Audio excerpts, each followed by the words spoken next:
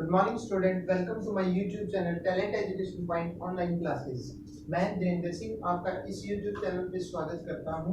ईश्वर से प्रार्थना करता हूं कि आप सब संसार में दैनिक दिनचर्या में हमारी कोरोना से सुरक्षित होंगे, स्वस्थ होंगे, तहे दिल से आप सोशल डिस्टेंसिंग एवं लॉकडाउन का पालन कर रहे होंगे।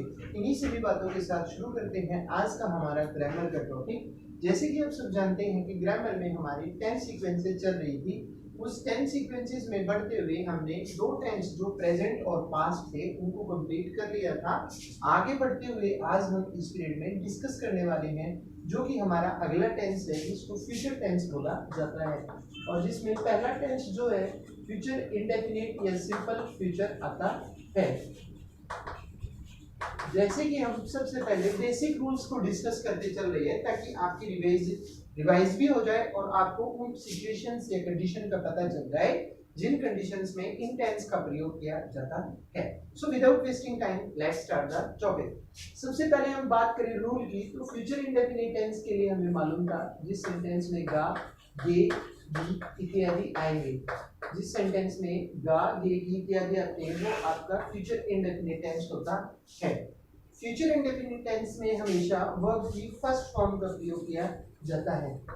वर्ब की फर्स्ट फॉर्म का प्रयोग होता है। इसके अलावा आई और वी अगर आपको दिया होता है तो उसमें हम प्रयोग करते हैं। आई और वी अगर आपको किसी सेंटेंस में मिलता है तो उस स्थिति में हम शैल का प्रयोग करते हैं। आई और वी के अलावा अन्य जो होते हैं यू वी दे जो हमें मिलते हैं हम उनके साथ विल का प्रयोग करते हैं। ठीक है, ये तो रूल होते हैं किसके, पास्ट फ्यूचर इंडेफिनिट के या सिंपल फ्यूचर के। लेकिन किन स्थितियों में सिंपल फ्यूचर का प्रयोग किया जाता है हमारे लिए वो जानना जरूरी है, क्योंकि अगर हमें वो रूल पता है तो हम वर्ब की करेक्ट फॉर्म को आसानी से फिल अप कर सकते हैं। So let's start the topic.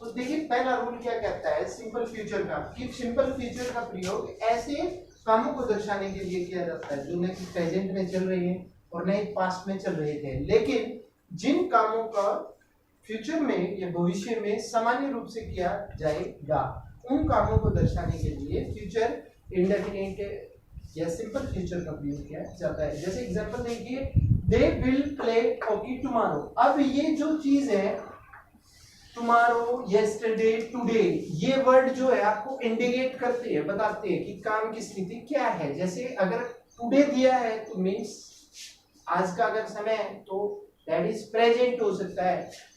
Yesterday अगर दिया है तो दैट में बी योर पास्ट, वो पास्ट में वर्क आपको दिया जा सकता है। टुमारो का अगर है तो सीधा आपको पता चलता है कि वो फ्यूचर में आपको दिया है, ये भविष्य के कार्य को दर्शा रहा है। तो पहली बात तो आपको ये सिचुएशनल वर्ड या इंडिकेट कर देते हैं। अब they will play hockey tomorrow, आप अगर रूल की बात करो, दे आई और वी, जैसे सेकंड में आई और वी है तो इसके साथ शैल का प्रयोग कर रहा है। अभी मैंने रूल्स आपको बताए, डिस्कस किए, तो इसमें दे के कारण क्या हुआ, विल प्ले वर्ब की फर्स्ट फॉर्म हॉकी, कब, टुमारो, यानी कि कल वो खेलेंगे, क्या खेलेंगे, हॉकी। तो जो उनका कार्यक्रम है वो भविष्य में होने वाला है, सामान्य रूप से क्या, कि वो हॉकी खेलेंगे, जिसके कारण इसको सिंपल फ्यूचर में शो किया गया है। वैसे सेकंड देखिए, we shall help you wholeheartedly, हम सब जो है आपकी पूरे हृदय से क्या करेंगे, मदद करेंगे, पूरे हृदय से आपकी मदद करेंगे। तो ये मदद करने का जो काम है ये कब का है, फ्यूचर का है सामान्य रूप से, जिसको सिंपल फ्यूचर में शो किया गया है। ठीक है, आगे बढ़ते हैं।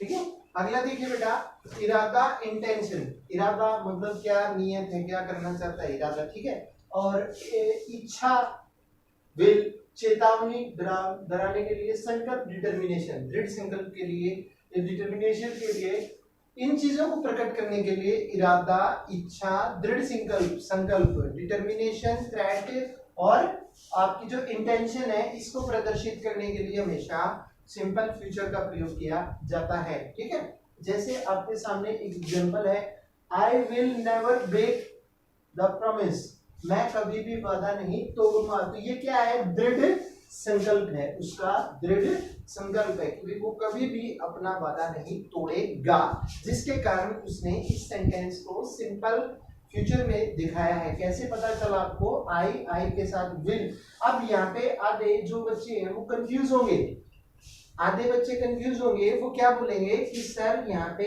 आई और बी के साथ तो आपने शैल बताया है, लेकिन यहाँ पे आई और बी, आई के साथ विल क्यों हुआ? तो मैं आपको पहले ही बता चुका हूँ, कई सेंटेंसेस में विल को मॉडल के तौर पे प्रयोग किया जाता है। ठीक है, जैसे आप इरादा बता रहे हो तो ये टेंस की लैंग्वेज है, नहीं मॉडल के तौर पे आप यहाँ पे प्रयोग कर रहे हो इसको। क्या आई विल, ये इसका फ्यूचर का है, क्या इरादा है कि वो अपने वादे को नहीं तोड़ेगा। ठीक है, अगला देखिए, the boss will scold you. The boss आया, आई और भी नहीं आया, जिसके कारण यहाँ पे क्या आया, विल। स्कोल्ड आपकी वर्ब की फर्स्ट फॉर्म होगी। ठीक है, और यहाँ पे इसको क्यों दिखाया गया सिंपल प्रेजेंट में, क्योंकि ये बंदा जो है क्या कह रहा है उसको, the boss will scold you, कि बॉस जो है आपको डांटेंगे। और जाहिर सी बात है, अगर किसी को डांटने के लिए बोला जाता है तो उस व्यक्ति को क्या दी जा रही है, धमकी दी जा रही है, उसको डराया जा रहा है। तो इस वाक्य में किस चीज को प्रदर्शित किया गया है, चेतावनी को, सॉरी थ्रेट को या चेतावनी को दी गई है कि भाई आप जो बच लो, क्योंकि बॉस जो है वो आपको क्या करेंगे, डांटने वाले हैं। तो ये रूल हैं जिनके कारण आप सिंपल प्रेजेंट है, सिंपल फ्यूचर को शो कर सकते हो। ठीक है, और उनका आसानी से प्रयोग कर सकते हो। इसके अलावा एक रूल और है सिंपल कॉन्टिन्यूस का या फ्यूचर कॉन्टिन्यूस का, जिसको हम डिस्कस कर लेते हैं लगते हाथ। वो भी छोटा सा ही है कि भाई सबसे पहले तो जब हम रूल्स की बात करते हैं तो रूल्स में आपको पता होना चाहिए कि जो कॉन्टिन्यूस होता है, फ्यूचर कॉन्टिन्यूस की जब हम बात करें, क्योंकि जैसे मैंने कहा है कि सबसे पहले हम रूल्स को डिस्कस करेंगे। तो फ्यूचर कॉन्टिन्यूस की जब बात की जाती है,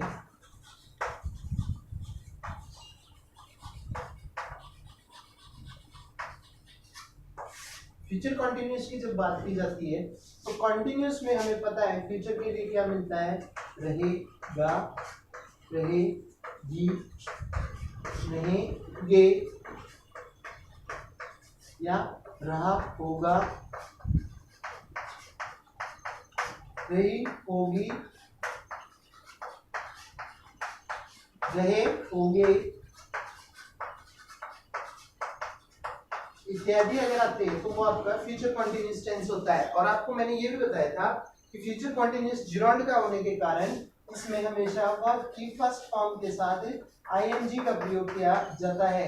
इसके अलावा आई और बी अगर आपको दिया जाता है तो आप इसमें हमेशा शैल बी का प्रयोग करते हैं। आई और बी के अलावा अगर आपको दिया जाता है तो आप उसमें विल बी का प्रयोग करते हैं। ये तो बात थी किसकी, इसके रूल्स की। लेकिन पहले हमें सीक्वेंस को समझना पड़ेगा कि इस रूल को हमें कब अप्लाई करना है। तो फ्यूचर कॉन्टिन्यूस के लिए कौन कौन सी कंडीशंस होती है वो देखिए जरा।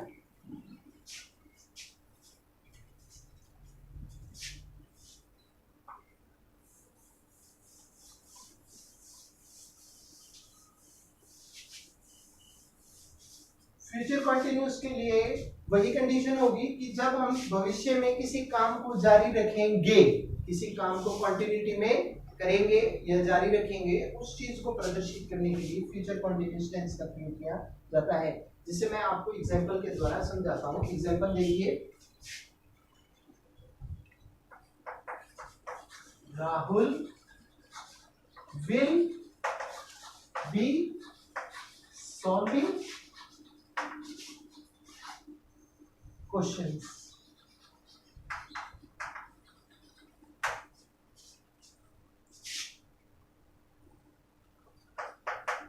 The peacock will be dancing. अब देखिए, जैसे कि हमने रूल्स की बात की कि भाई कॉन्टिन्यूस टेंस में क्या होगा, पहले तो हमें ये बताया जाएगा फ्यूचर में कि भाई वो काम भविष्य में हो रहेगा, जारी हो रहा होगा, उस चीज को प्रदर्शित किया जाएगा। इसके अलावा रूल्स की मैंने बात की थी आपके सामने भी पीछे बताया कि भाई वर्ब की फर्स्ट फॉर्म के साथ आईएनजी, आई और बी के साथ will be sorry shall be और बाकी के साथ विल बी का प्रयोग किया जाता है। तो वैसे ही Rahul will be solving questions, ये बंदा क्या कह रहा है कि राहुल जो है भविष्य में क्या कर रहा होगा, प्रश्नों को हल कर रहा होगा, फ्यूचर के इंसिडेंट को शो कर रहा है कंटिन्यूटी के लिए, जिसके कारण इसे फ्यूचर कंटिन्यूअस टेंस में शो किया गया। कैसे पता चला? हेल्पिंग वर्ब विल बी के कारण और वर्ब की फर्स्ट फॉर्म के साथ आईएनजी के कारण। वैसे ही द पीकॉक विल बी, ये आपकी हेल्पिंग वर्ब हुई, और डांसिंग, मोर जो है वो नाच रहा होगा, ये मोर के नाचने की कंटिन्यूटी कैसी? फ्यूचर की, उसको प्रदर्शित करने के लिए फ्यूचर कंटीन्यूअस टेंस का प्रयोग किया गया है। तो इस तरह से टेंसेस के सीक्वेंसेस को आप समझने से टेंसेस का प्रयोग आसानी से कर सकते हैं और वर्ब्स की करेक्ट फॉर्म्स को आसानी से भर सकते हैं। तो आज हमने इस पीरियड में दो टेंसों को डिस्कस किया, future simple future, future indefinite को, और फ्यूचर कंटीन्यूअस टेंस को। अगले पीरियड में हम डिस्कस करेंगे बाकी जो दो टेंस आपके बचे हैं, फ्यूचर परफेक्ट और फ्यूचर परफेक्ट कंटीन्यूअस टेंस को। मैं आपसे मिलूंगा अगली कक्षा में, जिसमें हम इन दोनों टेंसेस को डिस्कस करेंगे। तब तक आप अपने घर पे रहें, स्वस्थ रहें, सुरक्षित रहें और घर पे मन लगा के पढ़ाई करें। अगर आपको पढ़ाया हुआ पसंद आया हो तो आप इसे लाइक करें, शेयर करें। चैनल को अगर आपने सब्सक्राइब नहीं किया है तो चैनल को सब्सक्राइब करें। मैं मिलूंगा आपसे अगली कक्षा में, तब तक जय हिंद, जय भारत।